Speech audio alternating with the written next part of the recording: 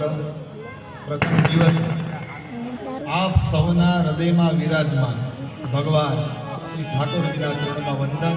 સૌને જય શ્રી કૃષ્ણ, જય ગુરુ, જય ગુરુ. ઘણો સમય થયો,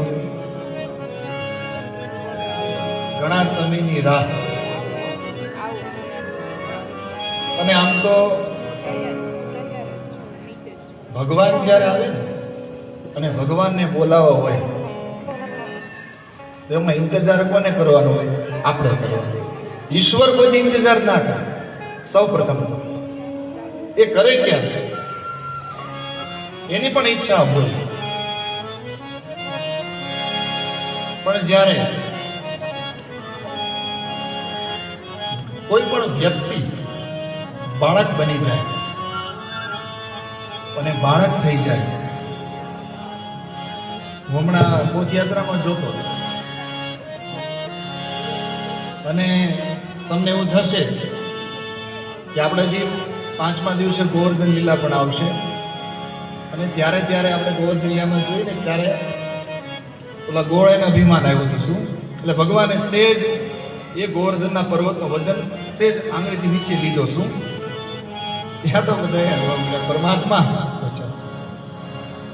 એમ આજે ભગવાને પણ મારા હાથમાં બહુ વજન. આ કથા જે છે ને એ હકીકતમાં વજન વાળી કથા છે. એને ઝીલવીને એ તો શુભમ પરિવારના જે મહિલા મંડળ છે અને શુભમ પરિવારના જે વ્યક્તિઓ છે એ જ કરી શકે. હા, દરેકના ભાગ્યમાં નથી. આ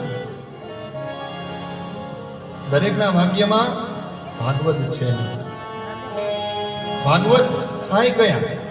પેલા તો આપણે સમજવાનું છે. આ વાત હતી મને યાદ છે ત્યાં સુધીમાં 3 મહિનાની.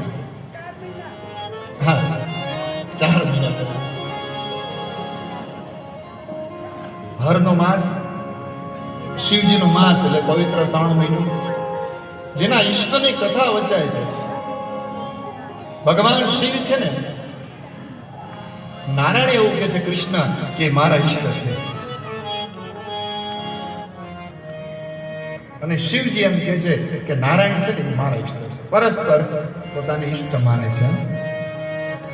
અને એની જગ્યા અને બેઠા હતા ત્યાં જ આ સદ વિચાર આવ્યો કે આપણે કથા કરવી છે.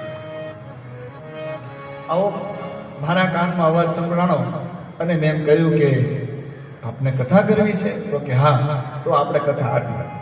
આજ વાત અને આજ દિવસ, આજ સમય યાદ આવી ગયો. બીજી કોઈ ચર્ચા નહોતી એમાં.